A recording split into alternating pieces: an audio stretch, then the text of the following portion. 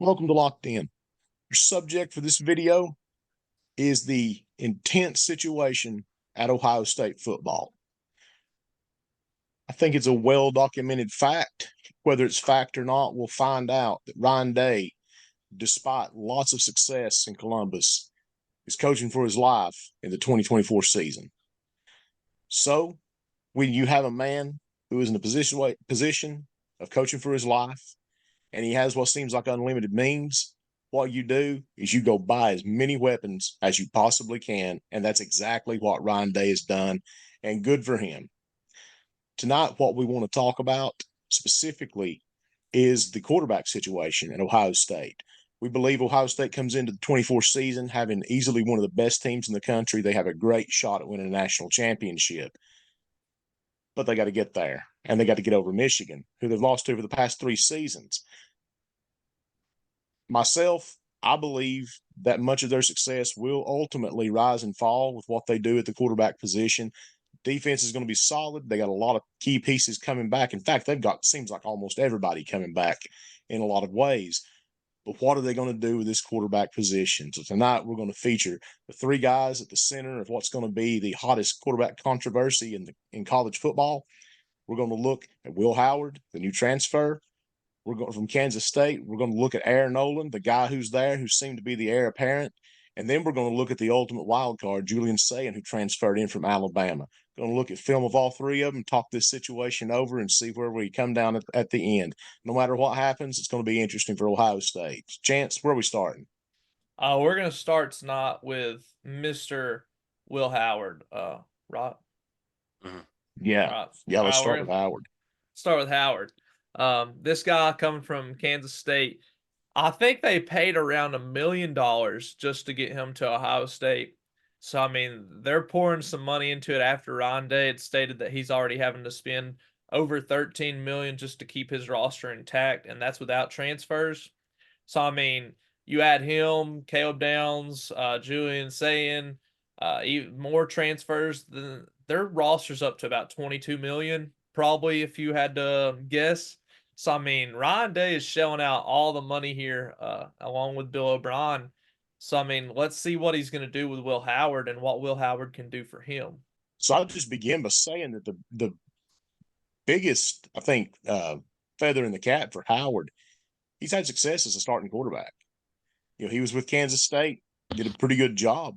I think he is different than what you might expect out of the Ohio State offense, which raises some questions about what they do with him exactly. But nevertheless, he's had success, and I can see why you want to give him a good shot at it. Yeah, Will So what do we Howard. see right here? Here we're gonna see Will Howard against Missouri. Missouri is a familiar opponent with Ohio State at this point after losing to them in the bowl game, and we saw what their backup QB behind Kyle McCord, Brown, could do this year against Missouri, and we're going to see what Will Howard can do against Missouri. There's a few other teams in here, but I mainly got some Missouri clips just so you could get a relative opponent for all the Ohio State fans wondering what they're getting in this guy. If you want to go ahead and roll it, Rev, yeah, you'll see. You start us off here with a nice old pick. Yeah, yeah. I hate to do this to all the Ohio State fans out there, but we're going to start with one thing that you can notice about Will Howard from the get-go is that this dude has trouble throwing over the middle. We mentioned it in a few quarterbacks that we've looked at over the season, especially the off season, and he's another one of them. He gets that blurry vision, especially when he's rushed. Anything over the middle, it's just like congested to him. So, I mean, you see Missouri they're split out wide here on the D line, and then they kind of just conform right into the middle and get a good press going. And they get in his face and kind of rattle him here a bit, and he just makes a bad throw over the middle of the field, which turns out to be a pick. So you'll just see that congestion right there in his face. And just in context of what that he'll see is, I think Ohio State's in the unfortunate position of they got to beat Michigan. That's what it's going to come down to. They have to. What Missouri's doing right here looks a lot like what Michigan's doing, and I know that Mentor, the DC, has, gone to the NFL with Harbaugh, but it doesn't take, a very bright person to draw up the stuff that works and keep doing it. So that makes you wonder what that's going to look like. I'll say when we looked at the Michigan film throughout this year, we saw one thing that reigned tried and true. And when they rushed, they always had three people kind of making a triangle at the bottom, not allowing an escape lane for quarterbacks and putting some congestion in the middle right in front of their face. And you get that here right off the jump. You get the three people right here in a triangle and then getting surrounded on the edges, And then which making would a little, even turn into its own little triangle. So, I mean, very similar to something that we've saw Michigan do time and time again. And, he gets the hands in the face and he just makes a bad ball over the middle right here. And honestly, Nine could have probably called it, but it was just a little over his head, throwing them high balls, trying to get it over the hands of that defender out there. And yeah. I don't know who he's going to, honestly, if you look at that angle. It's hard to tell where he's going because Nana's coming down on that so quickly that that was a very bad ball if it was going to nine. And then of course you have your H tight end type going across the field and he just throws behind him too. I think this was more of a I can't see, I'm about to get hit, I'm just throwing it. Yeah, And it's that to congestion. his credit, this is a very good blitz look. It's pretty complicated. You got three guys over here on the edge and 15 crashes in, 8 actually blitzes from the linebacker spot. And it's just a good pressure. So he's got guys in his face. It looks like he wants this because that's the thing that's clear. But it's a bad ball if that's where he's going. And if he tries to force it to the tight end, either way, it wasn't a good throw. But to be fair to him, it was a very good, it was a good blitz for Missouri, and that's a hard thing to deal with when you're not used to it. So Yeah. it started off poor for him, but we do get some good film of him. Yeah, so the thing with the Will Howard that you're going to see a lot of is play action. This dude likes to go under center a lot in the Kansas State offense. They like to run the ball a lot and throw off of that. So you'll see a lot of action. Here is one. And, you get them linebackers and them safeties coming down a few steps just so your receiver gets a step on them. And, he places a good ball right here over the head to the sideline, over his shoulder. So, I mean, that's a really good throw by Will Howard. And, he has time to do it. So if you look to see Ohio State change some things up in their offense and do a lot more of them actions, just like that, just QB read, then you can see Will Howard really succeed in the offense of Ohio State. Yeah, he can throw a very good ball. There are times like across the middle where you see him either panic or across the middle that he just doesn't quite make very solid reads. But when you have him having the option of run or pass is when he's doing the best. He's good in the play action, which a lot of quarterbacks operate well in play action because the whole purpose of it is to help them out.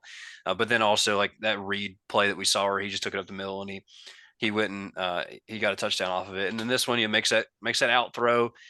He's very good when he is able to just run around and make plays. He's good on his feet. He has really good vision. He's a good ball carrier.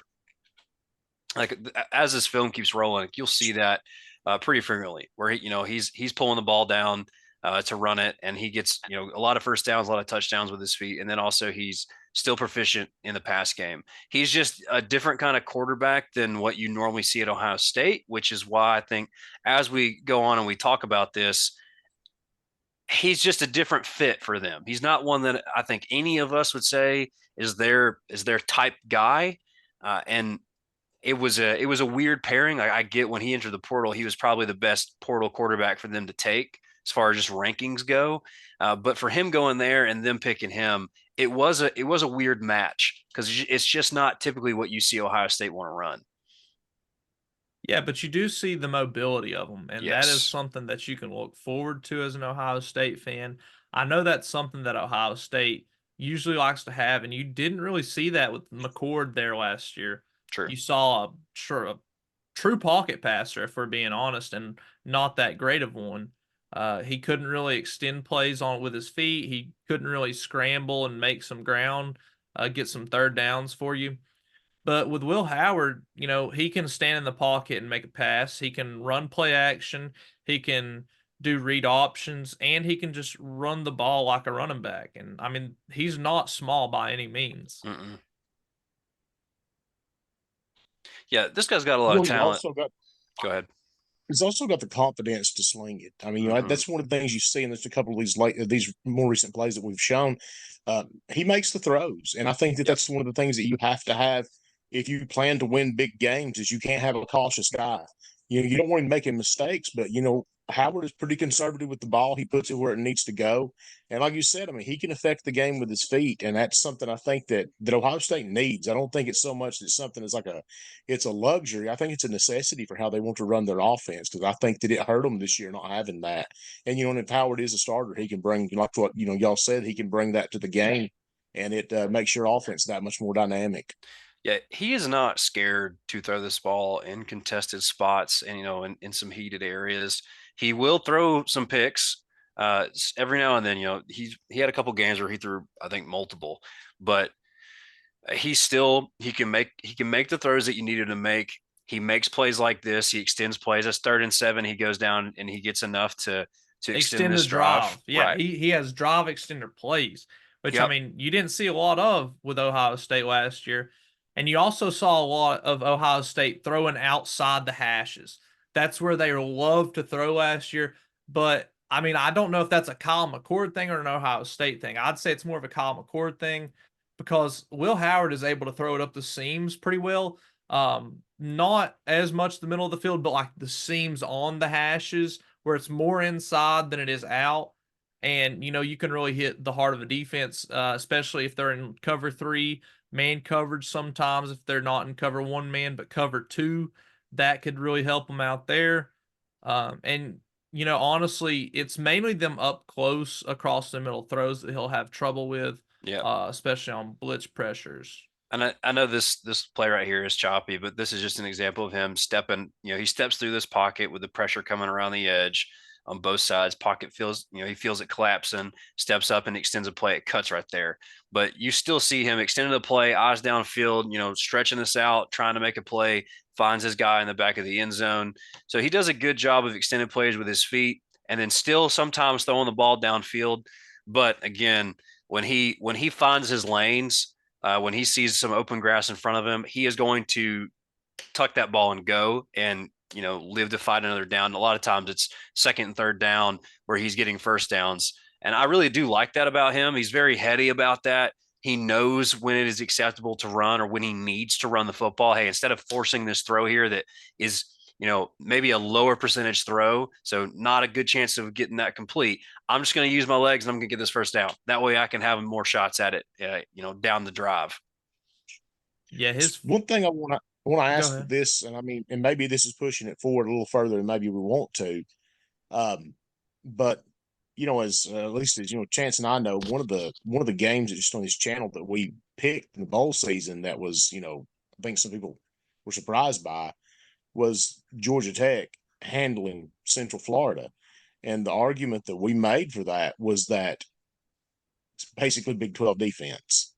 Do you think that's going to come into play whenever Howard has to face the likes of your Michigans, Iowas, Penn States, and the top Oregon. end of the Big Ten? Do you think that that's going to hurt? Oh yeah, Oregon. You think about the Pacific teams are going to be coming in. Do you think that that's going to that could be a drawback? Because that, I think it's a problem, because most of those Big 12 teams really, I mean, maybe even all of them, they're pretty low ranked. Those are some bad defenses, and that's and I guess no disrespect, but I mean that's almost like a calling card of that conference in some ways. That's not how the Big Ten plays football, and so I wonder how his style and what he is used to seeing, in Kansas State, uh, if it could come back to bite him when he has to play the better defenses. Yeah, I think that is an interesting that thought is very interesting because he does he doesn't play in a conference that plays general good defense. There's a couple teams in there that do, but I think the Mizzou film or just even that game in general is a little bit better of a standard. He played very well against Mizzou. It was the 3rd game of the season, so there was obviously a lot still to come for both Kansas State and Mizzou. Mizzou ended up finishing very, very well, but So they lost to Mizzou 30-27. Will Howard was 25 of 39, 270 yards, 3 touchdowns, and a pick. He was sacked 3 times. So there was they got to him quite a bit in that game. But I mean, you got to think that pick was early and it was on a blitz. So, Yes. he's looking to not Yeah. throw over the middle in them congested top situations there anymore. So he's going to take that sack rather than, maybe throw a pick. So, I mean, So then it might be smart. your And that's other that's a good sign. I think it's a good sign that he does that. your other bigger game, which was, probably the best or second best defense in the Big 12, which was Texas, who was a playoff team. Kansas State should have beat Texas. I don't know how many of y'all watched that game, but they 100% should have beat them. They lost in overtime 33-30. He was 26 of 41, 327 yards, 4 touchdowns, and 1 pick. He was sacked 4 times. So the two best defenses that he played last year, he played really, really well against. So I think that Good sign. it's a good sign. He played worse against worse defenses, and it's one of those things where it feels like, hey, when the moment is the biggest, he plays the best. Yeah. So that's what you mean. Obviously, you don't want to see a guy who's really high and low a lot, but if those lows come against worse teams and the highs come against the best teams you play, that's at least something that you can hang your hat on, that he's going to play very well when it matters the most. You like to see that from a guy. Yeah, and next year, every week is going to be a big moment for Ohio State because if they lose even one game, that could be Ryan Day's, final goodbye game, if we're going to be honest. And that's to anybody, let alone Michigan. But yeah, I want to highlight a couple plays like this one here. This is a great ball. I mean, he throws this only where his guy can get it right in stride at the end of the, back part of the end zone. That's a tough ball to throw. And this was against Texas. So right here, you can see they're down 17-0. That ball actually gets them back into this game. And then they have a big resurgence where it looks like, okay, Kansas State is going to win this thing. And they let Texas back in at the end, and Texas ends up winning. But this was right before half. He led them on a great drive. And then they ended up, they played really well. Now, the only thing I could say about them versus Texas is one thing we pointed out when we watched Texas before and multiple times, and that's when Texas goes into man coverage, and they do it a lot. Their DBs have their backs turned all the time, and Yep. it is very easy to slice them up, especially passing the football. But he's great on his feet. He can make cuts. He's a big bruiser. Like 2 plays ago, this one right here, you can see him just run up the middle and just take on a backer and put his head down. I don't know how often necessarily you're going to see him doing that against some of the better teams in the Big Ten, but he can do it. So he brings a lot to the table. It's a different kind of quarterback, like we said, that Ohio State, they don't really see guys like this very often. This is more of a Tebow style quarterback, but he's very efficient in what he does, and he can make the throws too. Yeah, I think that Ohio State could really use this guy because there's not a lot that you can do to get your receivers that they have such great skill at finding. There's no other way to get them the ball than to get them the ball downfield. And I'd like to say that you could run them screens and stuff, but if you look at Michigan and the other teams in the Big Ten, they're eating them screens up. Anything underneath, they are eating that up. You can go back and look at that Saints hit, for example, on Ohio State. Say there's so many times that you go back and the screens just don't work in the Big Ten for some reason, not nearly as good as, say, the Pac-12 or the Big 12. So, I mean, if you're trying to get your ball to the receivers, you got to push the ball downfield. And Will Howard does a very good job of doing that, especially on the outside where Ohio State likes to target. I wanted to highlight another great throw. This is actually right before we threw the touchdown pass on that same drive that got them down, closer to the end zone. That was a heck of a ball that, it went right over where the DB was. DB even tried to turn his head, and it was just right perfect where it needed to be. So, Will Howard is a winner. He has done very, very well for himself at K-State. He was there for 4 years. The last 2 years, they won the Big 12 2 years ago. And then this last year, they still had a good season, not as good, but they still had a good season. And he was a driving force behind all of it. He was the thing that made their offense go, whether the run game and the pass game. He was he was a big part of it all. And really, I like him as a player. I like him as a leader. I like that he'll put his head down and he'll make a play for you when you need it with his legs and with his body. And at the same time, he'll drop back and he will throw, deep shots down the field. So he's got everything you want to see. Go back to that one. One thing I'd like to point out is his footwork. If you look at him when he throws this ball, he gets his body squared up, and then he flips his hips behind him real quick where he's back in throwing position where he's able to throw a good ball and on point to his receiver. And that's something you don't see a lot of with the younger guys. So that's one thing that I think Will Howard could have the upper hand advantage on, is just being a veteran guy. Knowing he might not know the Ohio State system, but at the same time, he knows football and he has better like fundamentals and technique than the other guys. And I think that's really something that you could say about him that makes him stand out.